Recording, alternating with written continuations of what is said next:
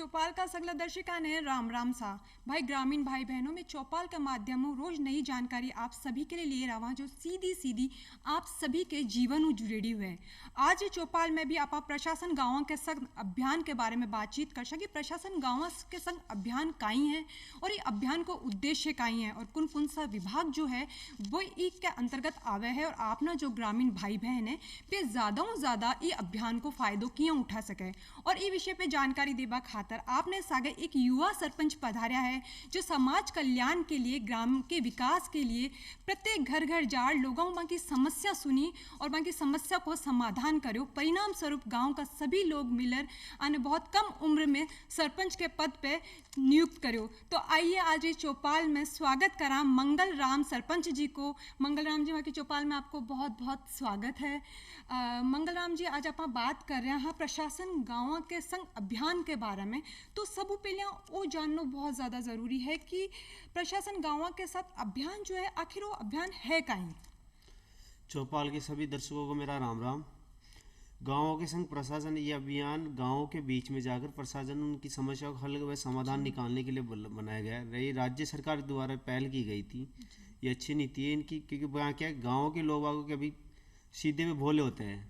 वो मतलब जो कार्यालय वगैरह पहुँचते साधनों, कभी साधनों के अभाव से, कभी किसी कारण अभाव से जहाँ वहाँ तक पहुँच नहीं पाते। तो उनके कई काम होते हैं जैसे कई वहीं पूरे नहीं हो पाते उनको। जो प्रशासन गाँव के संख्या अभियान के तहत ये क्या ग्राम पंचायत बारी बारी कैंप लग रहा है। इसमें ग्रामवासी अपनी समस्याओं का समाधान है तो हल किसी की जैसे कई समस्या होती है जो अपने उसमें प्रशासन संघ में रखते हैं, वह अधिकारी इनका निस्तारण करते हैं तथा इनका वो जो इनके कार्य होते हैं जो पूर्ण करते हैं। प्रशासन गाँवों की समस्या का मेन उद्देश्य ये होता है इसका कि गाँव के बीच में जाकर जनता की, गाँव वासियों की सुने तथा उनके जो समस्या उनका समाधान निकाले तथा और साथ ही साथ उनको नई नई जानकारी व नए वो योजना के बारे में बताओ। और ये है प्रशासन गाँव संघ का ये उद्देश्य रहा है। ये वह भी हर पंचायत में 2 अक्टूबर से इस प्रशासन गाँव संघ चला है और लास्ट दिसंबर तक चलेगा। लगभग सभी पंचायतों में एक दिन लगेगा ये, जिसमें सभी विभाग के अधिकारी व एसडीएम तहसीलदार सब मौजूद रहेंगे तथा इसमें अपने गाँव वासियों की जो संबंधित जो समस्या होती है उनका हल होता है इसमें। और इसमें अपने जो समस्या जैसे ग्रामीण वासियों की समस्या होती है जैसे कार्यालय दूर सिटी में होता है, शहर में होता है, ग्रामवासी वहाँ पहुँच नहीं पाते, कभी साधन का अभाव हो जाता है उनके पास। तो इसके लिए प्रशासन को गाँव के बीच में अपने जो जगह होती वहाँ हो जाता है, गाँव के बीच में रखता है प्रशासन। तो वहाँ अधिक ग्रामवासी आसानी से पहुँच जाते हैं और अपनी समस्या रखते हैं तथा वह अपना आवेदन पत्र जो भी है अधिकारी वगैरह संबंधित है उनसे बातचीत करते हैं और अपनी पहल रखते हैं। जी मंगल राम जी आप मतलब आप साधारण भाषा में कह सका कि भाई आप ना जो ग्रामीण भाई बहन है बाकी समस्या ने समय पर और भी जगह सुलझावा खातर जो सरकार के द्वारा अब जो अभियान है वो चलाया गयो है। और इसके बारे में एक और चीज़ मैं पूछना चाहूँ कि जो प्रशासन गाँव तक अभियान को जो मुख्य उद्देश्य है वो कहीं है। मुख्य उद्देश्य होता है गाँव के बीच में जाकर जनता की उनकी समस्या सुनना, उनका हल निकालना। जी। जैसे कई योजना होती है जो गाँववासी पता ही नहीं रहता क्या योजना है, कभी वो गाँववासी इधर उधर भटकते रहते हैं। जो मेन मकसद होता है गाँव उस विभाग में जाना तो वहाँ पहुँचने के बाद दूसरे विभाग में चले जाते हैं।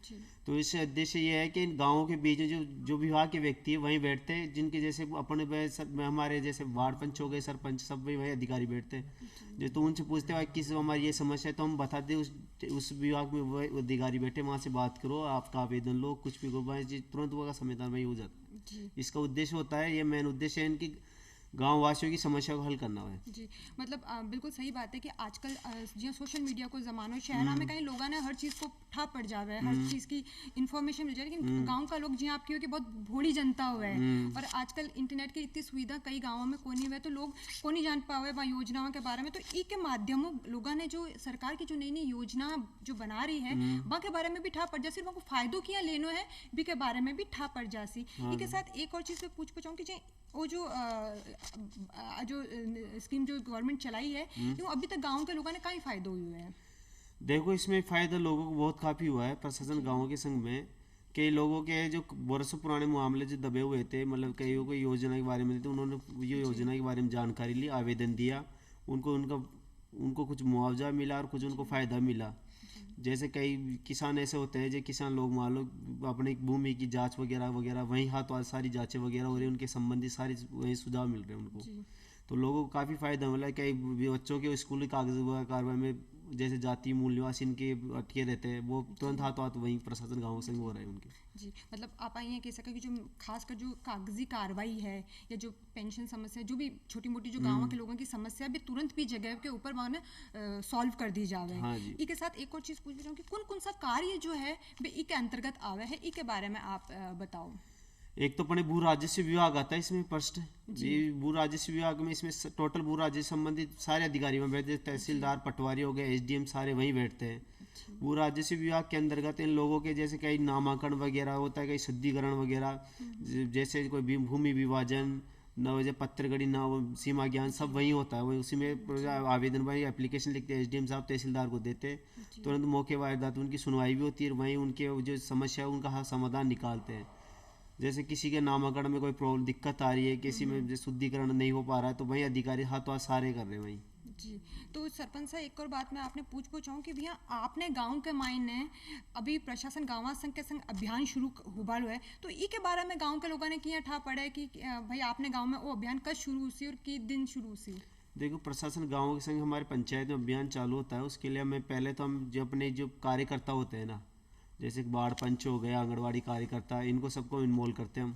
इनको बोलते हैं भाई इस तारीख को अपना प्रशासन गाँवों के संग चल रहा है, इतने जनता को एक एक जाके घर घर बता के आते हैं। वार्ड पंच जैसे अपने अपने इलाके में वार्ड जितने भी घर आते हैं उनको सूचित करता है इस तारीख को अपने प्रशासन गाँवों के संग चल रहे हैं, ये अधिकारी आएंगे, जो अभी आपकी समस्या वो एप्लीकेशन दस्तावेज जो भी लेके अपने उसमें आओ, आपकी समस्या का तुरंत हल मिलेगा।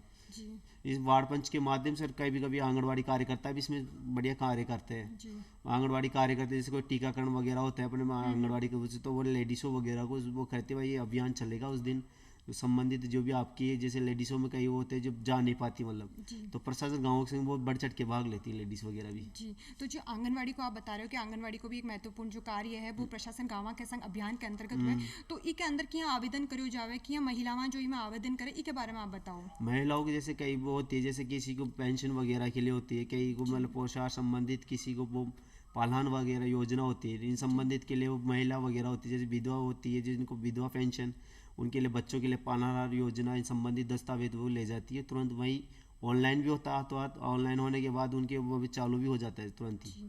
तो जी हाँ, पेंशन की कौन कौन से लोगों ने मिला है? एक तो अपने होते वृद्धा पेंशन होते हैं, लेडीज महिलाओं के लिए 55 वर्ष, पुरुषों के लिए 60 वर्ष होती है, जिसमें अपने इनको ऑनलाइन ई मित्र से करना पड़ता है। ऑनलाइन ई मित्र होने के बाद अपने तहसील के आधार पर फर्स्ट लेवल तहसील में प्रमाणित होता है, जहाँ उसकी पेंशन चालू होती है। जिसके लिए अपन को महिलाओं के लिए तो एक तो जन आधार, एक आधार कार्ड, एक बैंक की पासबुक कंपलसरी होती है, जिसमें उसके आधार ऑनलाइन होता है। ऑनलाइन होने के बाद में तहसील में इसको सत्यापन होता है और वही पेंशन चालू होती है इनकी। जी, और पुरुषों के लिए भी 60 वर्ष से उनकी भी ये प्रक्रिया। पालनहार के लिए होती है, जो विधवा महिला होती है ना, उनके बच्चे जैसे 18 वर्ष के कम उम्र के आयु के होते हैं, तो उनके पालनहार योजना, मतलब पढ़ाई लिखाई के पैसे गवर्नमेंट द्वारा उनके खाते में आते हैं महिला के। जैसे पालनहार के लिए उनको एक तो आधार कार्ड, बैंक की पासबुक और एक पीपी अकाउंट की उनकी वो चाहिए, और एक अध्ययन सर्टिफिकेट, जैसे आंगनवाड़ी में पढ़ता है तो आंगनवाड़ी अध्ययन सर्टिफिकेट जारी करता है, स्कूल पढ़ता है तो स्कूल वाले करते हैं। उसके आधार पर इनका ऑनलाइन करते हैं आवेदन ऑनलाइन होने के बाद तहसील में या पंचायत समिति में इस पालनहार योजना का चालू होता है। जी, तो जी आप पेंशन जो है सिर्फ और सिर्फ जो बुजुर्ग महिला, पुरुष और जो है ना क्या नाम है आप कह सका कि विधवा महिलाओं के लिए ही है या और भी लोगों के लिए आप पेंशन योजना? ये है अपने निसंतान के लिए, एक अपने विकलांग वगैरह होते हैं उनके लिए भी ये लागू है। तो जो अपना विकलांग भाई है वे पेंशन को फायदो जी क्यों उठा सके? विकलांग भाई बहनों के लिए वो है, विकलांग सर्टिफिकेट होना चाहिए, जैसे सरकारी हॉस्पिटल उनका विकलांग प्रमाणित करते हैं डॉक्टर भाई, इनका ये शरीर काम नहीं कर रहा, यंग नहीं कर रहा, उसके लिए होता है। जैसे विकलांग के कई के हाथ पैर वगैरह काम नहीं करते, उनके लिए वो चालू होता है, उनके लिए पेंशन मंथली आती है। विकलांग सर्टिफिकेट, उनके आधार कार्ड, डॉक्यूमेंट सारे ऑनलाइन होने के बाद वही चालू होती है। अच्छा, मतलब कि आप यहाँ कह सका कि जो अपना जो विकलांग भाई है बने पहले जा डॉक्टर जांच करवानी पड़े, डॉक्टर जांच करने के बाद में ज़्यादा बतावे कि हाँ भाई आप विकलांग सर्टिफिकेट देवे के बाद ही बाकी पेंशन शुरू हो सके। हाँ, तो जो विकलांग है कितने प्रतिशत विकलांग होना पर ही जो आप पेंशन है मिले? लगभग 25% होना चाहिए। अच्छा, 25% तो ऊपर अगर आप विकलांग है तो ही आपने आप पेंशन मिलेगी। मिलेगी। अच्छा, एक साथ एक और चीज़ मैं पूछना चाहूँ कि आप बात करा जी, हम अपने सरकार स्वच्छ भारत अभियान चलाए हुए है जिनमें शौचालय को एक महत्वपूर्ण रोल है कि भाई हर जगह शौचालय होना बहुत ज़रूरी है। तो गांव ग्रामीण क्षेत्र में शौचालय निर्माण के लिए की तरीका आवेदन करना पड़े, इसके बारे में आप बताओ। ग्रामीण के लिए अपने क्या है, एक राशन कार्ड पे एक शौचालय बनता है, तो उसका राशन कार्ड, आधार कार्ड, एक फोटो वगैरह वो पंचायत में प्रस्तुत करता है। पंचायत में उसकी तो कागज वगैरह तैयारी करके अपने अकाउंट वो उसमें ऑनलाइन करती पंचायत उसको। तो उनके बाद अपन के आवेदन भेजे, पंचायत समिति में जाते। पंचायत समिति आने के बाद इनके क्या लाभ मतलब अप्रूव हो जाते हैं, मतलब इनके शौचालय वगैरह। तो इनको कुछ मुआवजा भी मिलता है गवर्नमेंट द्वारा, जिनके खाते डायरेक्ट खाते में आते हैं शौचालय बनने के बाद। और उस पर इनके जो शौचालय बनने के बाद इनकी फोटो खींचती है भाई, संपूर्ण कार्य की शुरुआत, कार्य की सभी फोटो खींचती है, वो पंचायत में अपलोड होती है, टाइम होती है जी। तो जो प्रशासन गाँव के साथ अभियान जो है, इसके अंदर जो शौचालय के लिए कोई खास प्रावधान है या कोई खास तरीका कुछ नियम है? तो शौचालय के लिए पहले तो है वो उसके पास शौचालय, जैसे स्वच्छ भारत मिशन का ये है जिसमें शौचालय वो होते हैं जिनके घरों में शौचालय का निर्माण नहीं हुआ, वो खुले में जा रहे हैं, उनके लिए आवेदन प्राप्त स्वच्छ भारत ये गाँव प्रशासन गाँव संघ में उनका आवेदन लिया जाता है। इसके बाद में इसको ऑनलाइन वही किया जाता है और उसके बाद हमारे पंचायत के पास आता है भाई इन लोगों का शौचालय बनना जरूरी है। उसके आधार पंचायत उनके घर पे जाती है, भाई आपका शौचालय पास हुआ है, आप शौचालय का निर्माण कराओ। शौचालय निर्माण होने के बाद उनकी एक फोटो खींचती है भाई, बाकायदा संपूर्ण कार्य हो गया। फिर वो पंचायत समिति में जाता है, उसके बाद उनके अकाउंट में डायरेक्ट उनके अकाउंट में पैसे आते हैं उनके। जी। तो जो शौचालय के लिए जो सरकार जो पीसो मतलब आपने ग्रामीण भाई बहना ने देव है, तो ये कितना मतलब घर के शौचालय को जो प्रावधान है और मतलब कौन से लोगों ने ही शौचालय के लिए पीसा दिया जा सके, इको भी कोई तरीको है कि भाई आप मकान यान को उसी तो ही आप शौचालय बना सको, या फिर आपको अगर आप की कमाई कम है, आमदनी कम है, यदि सरकार शौचालय के लिए पीसा देसी तो इसकी भी कोई कैटेगरी हुई? कैटेगरी होती है मैडम, जैसे एक मकान पे एक शौचालय बनता है एक राशन कार्ड पे जी। वो शौचालय बनने के बाद इनके कैटेगरी SC ST के है ज़्यादातर, उनके सोचो गरीब आदमी की जीवन रेखा होते हैं उनसे उनको होते हैं। इनके दो ऑप्शन होते हैं, तो ठेकेदार से नरेगा से वगैरह से बना सकते हैं शौचालय का निर्माण करा सकते हैं। उनके पास पैसे नहीं होता, नरेगा ठेकेदार आता है वो शौचालय वगैरह बनाता है इनका। उनके बाद उनके वो जो शौचालय का पैसा अमाउंट होता है वो उनके डायरेक्ट इनके खाते में आ जाता है जी। ये होता है। कितने शौचालय को प्रावधान है मैडम? ये तो टारगेट तो होता नहीं, ये तो पंचायत अच्छा, उसका वो होता है अपने। अच्छा, पंचायत पर निर्भर करेगा, निर्भर होता है जैसे कितने आदमी अपने जैसे सर्वे करते हैं उसमें अकॉर्डिंग भाई इतने आदमियों के पास शौचालय नहीं है, तो नाम तो हम ऐसे अधिक से अधिक भेजते हैं, लेकिन अब पूरे थोड़े होते एक साथ साल की साल में, जैसे आज 25 साल 25 अगले साल 25 और हो जाएंगे, ऐसे होते हैं जी। टारगेट होता है। मतलब कि आप कैसे प्रशासन गाँव के साथ अभियान में जो शौचालय है वहाँ के लिए विशेष मतलब अभियान चलाया गया है कि प्रत्येक घर में शौचालय को निर्माण करो जा सके। इसके साथ सरपंच जी में एक और बात आपने पूछना चाहूँ कि जी हाँ, सीमा ज्ञान की अगर आप बात करें तो सबसे पहले तुम्हारे दर्शकों ने बताओ कि सीमा ज्ञान आखिर कहीं है? सीमा ज्ञान होता है अपने खेत के जो बाउंड्री होती है उसकी सीमा ज्ञान करना होता है। इसके लिए कई दो भाइयों में विवाद भी होता है, जैसे दो भाई में ऐसे विवाद होता है, जैसे मान लो किसी मतलब सीमा ज्ञान होता है भाई मेरे इधर ज़्यादा निकल रही इधर, इसके लिए एक सीमा ज्ञान होता है जो पटवारी द्वारा तहसील में एप्लीकेशन लगती है, तहसीलदार इसके वो ऑर्डर निकालता है पटवारी के, भाई इसका सीमा ज्ञान के लिए आवेदन आया है, एप्लीकेशन आई, तो उसके बाद में पटवारी मौके पे जाते हैं, उसकी सीमा ज्ञान करके बताता है और उसकी सीमा ज्ञान बताते इधर इसका हिस्सा है इधर का है, जिसमें पटवारी वो कभी सरपंच को भी इन्वॉल्व करता है, पंचायत के मुखिया भी वहीं जाते हैं हमारे कभी बार, तो उसमें सीमा ज्ञान होता है। जी। तो मतलब आप यहाँ कह सका कि भाई दो लोगों की जमीन है वह एक साथ में है, लेकिन वहाँ के मायने मतभेद है कि आज जमीन ने लेकर अगर कोई लड़ाई झगड़ो है तो ई के अंदर सीधो जो अपनी पंचायत है वह दखल अंदाजी करे और भी सीमा को जो विभाजन को जो काम है कि भाई आ सीमा ई की है और आ सीमा ई की है, ई के बारे में बतावे, तो इको कोई मतलब की तरीका आप इस चीज ने आकलन करोगे? पंचायत दखल अंदाजी नहीं करती, ये दोनों वो तेज जमीन दोनों आपस में वो मतभेद होता है, दोनों अपने वो सहमति पत्र लेके तहसील में जाते हैं, भाई हमें सीमा ज्ञान करवानी है अपनी जमीनों की, तो उसके आधार पर पटवारी से तहसीलदार ऑर्डर निकालता है, तहसील ऑर्डर निकालने के बाद वही पटवारी आके सीमा ज्ञान करता है, गर्दावल पटवारी दोनों आते हैं साथ में सीमा ज्ञान करते हैं, और वहाँ आसपास के मतलब लोगों मतलब जो सीमा ज्ञान होती है तो आसपास के जैसे मुखिया हो गया 3-4 वो और आसपास पड़ोस के वो आ जाते हैं सबूत के बाकायदा भाई इनके सामने सीमा ज्ञान हुई। अच्छा। ये होता है। अच्छा। इसमें पंचायत नहीं, इसमें तहसील लेवल का कार्य होता है। इसके साथ में एक और चीज़ आपने पूछबो चाहूँ कि जी हाँ, अगर अपने जो किसान भाई है बाने जो ई योजना यूँ काई फायदो मिले भी के बारे में बताओ। देख, किसान भाई इस कैंप के प्रशासन गाँव के संग में किसान भाई अपने मिट्टी वगैरह सैंपल जांच होती है तथा उनके समय किसान वो फसल संबंधी ऋण की संबंधित जानकारी दी जाती है तथा उनके फसल के ऋण वगैरह होते हैं जिनके वो मतलब आवेदन करना चाहते हैं, उनके आवेदन लिए जाते हैं। जैसे किसी के मतलब नुकसान वगैरह उनके कर्ज माफ़ी वगैरह चल रही पेंडिंग भाई, तो वो भी की जाती है। इसमें कभी किसानों के यंत्र वगैरह खरीदने के लिए भी उनको वो ऋण वगैरह दी जाती है। जैसे उनको कृषि संबंधी योजना जैसे ड्रिप सिस्टम हो गई, सौर ऊर्जा हो गई, सबकी जानकारी वहाँ दी जाती है और तथा उनके आवेदन लिए जाते हैं। जी, तो इसके लिए जी हाँ, आपने जो किसान भाई है वे आवेदन की तरीका करें। आवेदन उनकी वो मतलब वो होती है वो विवाद होता है उनका, मतलब एक सीमा होती है ज़मीन की, भाई 1 हेक्टर पे इतना, बीघे पे इतना, वो उस हिसाब से आवेदन करते हैं। जी, तो जी हाँ, आपने जो भूमिहीन किसान है या जो छोटा किसान है बा के लिए भी कोई प्रावधान है क्या मायने?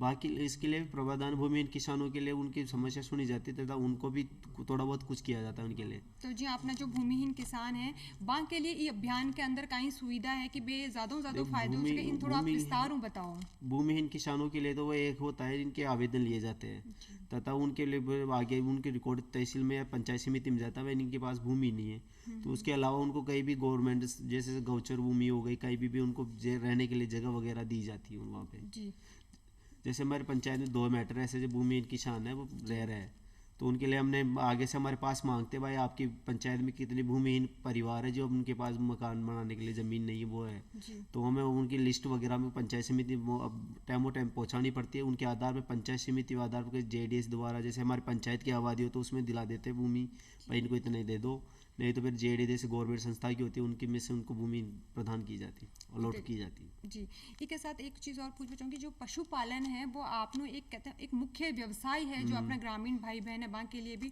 और आप प्रत्यक्ष अप्रत्यक्ष रूप में आपने देश की 70% जनसंख्या जो है खेती के साथ साथ पशुपालन पर भी निर्भर करे।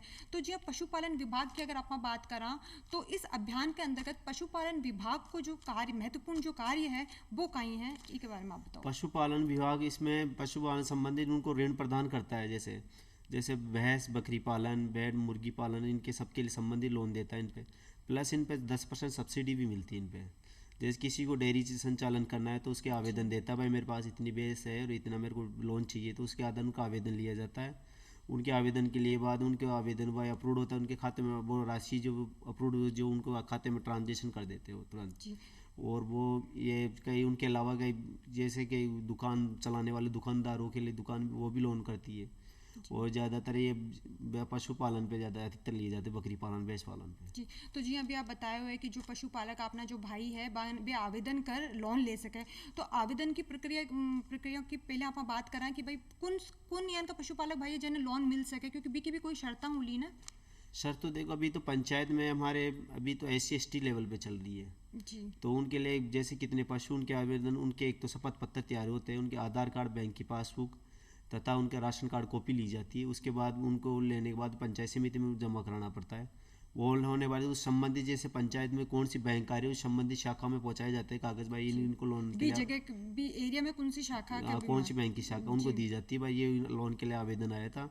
उसके आधार पर बैंक वाले उसको आके निरीक्षण करते हैं भाई कितने पशु वगैरह, उसके आधार पर उनको लोन दी जाती है। लोन देने के बाद उनके पशुओं की कुर्की वगैरह सिस्टम होता है कानों में एक, वो लगाई जाती है जी, जैसे उनके घर, और लास्ट में उनको मतलब मंथली वो बता देते भाई इतनी किस्तें पड़ती है, वो हिसाब से उनको जमा करानी पड़ती है। लास्ट उनको 10% सब्सिडी मिलती है इस पे गवर्नमेंट पे जी, और उनके अलावा इनके कोई पशु वगैरह बीमार हो जाता है तो उसमें पशु सरकारी डॉक्टर आता है, निःशुल्क उनकी जांच होती है, उनकी दवाई वगैरह सारा वो डॉक्टर वही करती है गवर्नमेंट का। जी, तो ये प्रशासन गाँव के साथ अभियान के अंतर्गत इके मायने आवेदन करने के लिए की तरीका आवेदन कर सके। इसके लिए एक तो आधार कार्ड, उनके सभी डॉक्यूमेंट दस्तावेज होते हैं वो साथ में लाए, उनके एक शपथ पत्र लगता है। उसके अलावा उनकी फ़ोटो वगैरह पशुओं की फ़ोटो लगती है, जैसे कितने पशु उनके लोन ले रहे हैं उन सब की फ़ोटो लगेगी। अच्छा, उसके बाद उनको वो पशु विभाग के पास जाता है, पशु विभाग उसको ऑनलाइन करके अपने पंचायत संबंधित जो शाखा आती है अंतर्गत उनके पास भेजा जाता है। जी वो इसके साथ आप अगर बात करा कि यातायात की अगर आप बात करा तो भाई ग्रामीण क्षेत्र में यातायात की जो समस्या है बहुत ज़्यादा बड़ी समस्या है, क्योंकि शहरों के मायने तो कहीं बहुत सारा यातायात का साधन हर एक जगह दूसरी जगह जाने के लिए मिल जाए, लेकिन यहाँ पर गाँव में देखा तो यातायात की बहुत बड़ी समस्या लोगों ने रेवे। तो प्रशासन गाँव के साथ अभियान के अंदर जो रोडवेज है, मतलब रोडवेज वगैरह की कई सुविधा है और किया मतलब रोडवेज को किरायो कई है और की तरीका आपना जो ग्रामीण भाई बहन है वे इको फायदो उठा सके, इसके बारे में आप बताओ। प्रशासन गाँव के संग में परिवहन विभाग भी आता है वहाँ पे, तो उसमें जैसे गाँव वासियों के लिए कई जगह दूर पड़ जाती है, जैसे 2-3 किलोमीटर वहाँ बस संचालित नहीं, तो वहाँ प्रशासन गाँव संग आवेदन दिया जाता है जनता द्वारा, भाई हमारे इलाके में बस की व्यवस्था की जाए, तो व्यवस्था की जाती है। बस स्टॉप वगैरह जैसे उनकी बस स्टॉप पे जाओ, जैसे उनके बैठने की व्यवस्था, पानी वगैरह सारी व्यवस्था होती है। बस राष्ट्र वो सड़क दुरुस्तीकरण वगैरह भाई इनमें यातायात वो दिक्कत होती है, वो उनके भी सुनवाई की जाती है। जी, तो जी महिलाओं के लिए भी कोई रोडवेज में खास सुविधा या खास प्रावधान है? महिलाओं के लिए भी है मैम उसमें संविधान, अच्छा, उसमें 30% महिलाओं को छूट दी जाती है मैडम। 30% महिलाओं ने खास छूट दी जावे। खास छूट जाती और है। जो जी आपने जो योजना है इस के अंतर्गत आपने जो वृद्धजन है और जो अपना मतलब वृद्धजना के लिए भी कोई विशेष प्रावधान है? हाँ जी मैम, वृद्धजनों के लिए विशेष प्रावधान होता है, उनमें भी इनकी भी छूट होती है, जी किराए संबंधित छूट होती है इनमें वृद्धजन की, और महिलाओं के लिए भी, जी बच्चों के लिए अलग भी होती है, बच्चों के सबके लिए भी छूट पाई जाती है उसमें। जी वो तो अपने क्या है, प्रशासन ये अधिकारी नियम अनुसार करते हैं उसमें, भाई कितनी छूट देनी वृद्धजनों को, कितनी देनी महिलाओं के लिए, बच्चों के लिए कितनी है, जी वो इस हिसाब से होती है। जी। एक और चीज़ मैं आपने पूछना चाहूँ कि जी आपने गांव में जो ज़मीन का जो पट्टा है वे बनवाने के लिए आप इनमें क्या आवेदन कर सका, इसके बारे में आप बताओ। देखो इस पट्टे के आवेदन के लिए तो पहले तो क्या है, अपने एक फॉर्मेट आता है इसका, जी जो पंचायत में मिलता है उसका पट्टे का आता है। एक तो उसमें क्या है, एक तो शपथ पत्र टाइप होता है 100 रुपये की जी स्टाम्प पे, उसके अलावा उसके चार एक आवेदन होता है, उसमें चार जी पड़ोसियों के साइन, आधार कार्ड उनके और उनके साइन होते हैं, जैसे उत्तर पूर्व दक्षिण चारों तरफ के। जी तो वो पंचायत में पहले आवेदन करता है पट्टे के लिए। जी फर्स्ट मीटिंग में मैंने प्रस्ताव में लिखा जाता है भाई ये फलाना व्यक्ति द्वारा आवेदन आया था, इसके पट्टे की मांग की जा रही है। जी सेकेंड मीटिंग में इस पट्टे पर डिस्कस होती है वार्ड पंचों की, तो इसकी कमेटी बनती है 5 वार्ड पंचों की, भाई इसका सर्वे करती है। वार्ड पंच उसकी टीम बनने के बाद वो जाती है पंचायत, वो अपने इलाके में वो आसपास से पूछताछ करती है, तथा उसको देखा जाता है भाई कितनी तारीख से यहाँ रह रहा है, इसका कब्जा वाकई है या नहीं है। तो वो वार्ड पंच रिपोर्ट प्रस्तुत करते हैं, भाई इस व्यक्ति का यहाँ पे इतने सालों से रह रहा है, इसका इतने सारे कब्जा है, इतनी इसके पास इतनी भूमि है। उसके बाद वार्ड पंच वो रिपोर्ट हमारे पंचायत में, सेकेंड लेवल में हम इसका आपत्ति पत्र जारी करते हैं। जी आपत्ति पत्र ये होता है, इसमें जैसे किसी को इसको पट्टा दिया जा रहा है, इसको किसी को आपत्ति नहीं होती। अधिकतर आपत्ति वही करते हैं जैसे खास भाई बहन करते हैं, जैसे कि पिताजी खत्म हो गए, पिताजी ने कब्जा कर रखा था लेकिन उन्होंने पट्टा नहीं लिया, जी जी अब एक भाई मांग रहा है तो दूसरा भाई आपत्ति कर सकता है, भाई इसमें मेरा भी हिस्सा है, बिल्कुल। बहन भी मांग सकती है वो। तो वो आपत्ति पत्र जारी होता है, अगर कोई आपत्ति नहीं करता सेकंड लेवल पर उसकी शुल्क के आधार पे हमने 120 रुपये कुछ रसीद करती है वो, जी लगभग इतने की करती है, पैसे का अमाउंट का पता नहीं, उसके आधार उसको पट्टा वितरण, लास्ट में उसको पट्टा वितरण दे दिया जाता जी ये तरीकों पट्टा को जो है वो करे। इसके साथ एक और चीज़ मैं पूछना चाहूँ कि जब बाल कल्याण योजना की अगर आप बात करें तो बाल कल्याण योजना के लिए आवेदन की तरीका इम करो जावे। है। बाल कल्याण योजना के लिए उनके ऑनलाइन आवेदन होते हैं मैम, जी ऑनलाइन के लिए उनके तो एक तो जो अपने कागजी कार्रवाई होती है वो पूरी वो नहीं होती है, जो कागज जी। लेकर उनको ई मित्र पे ऑनलाइन कराना पड़ता है। जी उनके बाद में गवर्नमेंट उसके जो आधार पे जो स्कीम होती है उसके आधार पे उनको मिल जाता है। जी मतलब कि आपने जो आवेदन है वो ऑनलाइन ही उसी, तो इसके लिए दस्तावेज जो है वे कौन कौन सा चाहिए? एक तो उनके पासबुक वगैरह, बैंक की पासबुक, आधार कार्ड हो गए, और उनके जी, जैसे जी, जी। और भी वोटर आईडी हो गई, जी। जैसे ये संबंधित बैंक पासबुक है, सारा वो चाहिए उनको। जी एक जो नरेगा योजना की अगर आप बात करें तो ये नरेगा योजना में कई कार्य जो है जो प्रशासन गाँव तक अभियान के अंतर्गत है वे बताओ आप। नरेगा योजना पहले तो 100 दिन तक चलता था, प्रत्येक ग्रामवासी को 100 दिन का रोजगार, लेकिन अब जी। इसको बढ़ा के 200 दिन कर दिया गया है। जी जी तो इसमें क्या है, अपने नरेगा में मतलब जो लेडीज वगैरह होती है उनको नरेगा के आधार पर कार्य किए, जैसे तलाई खुदाई हो गई, मेड़बंदी, समतलीकरण, ऐसे कार्य होते हैं जिसमें अपने पंचायत द्वारा प्रस्ताव में लिया जाता है, तथा पंचायत समिति द्वारा इसकी राशि वितरण होती है, भाई इतना वो होगा,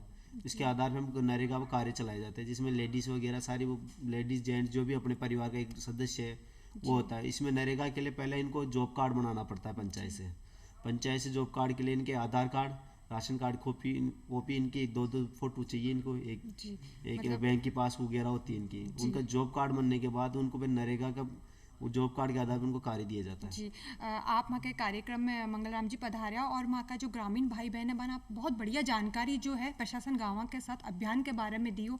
आपको बहुत बहुत धन्यवाद। ग्रामीण भाई बहनों, आज ही चौपाल में बस इतो ही, फिर मिलशा एक नई चौपाल में एक नए विषय के साथ। तब तक के लिए राम राम सा।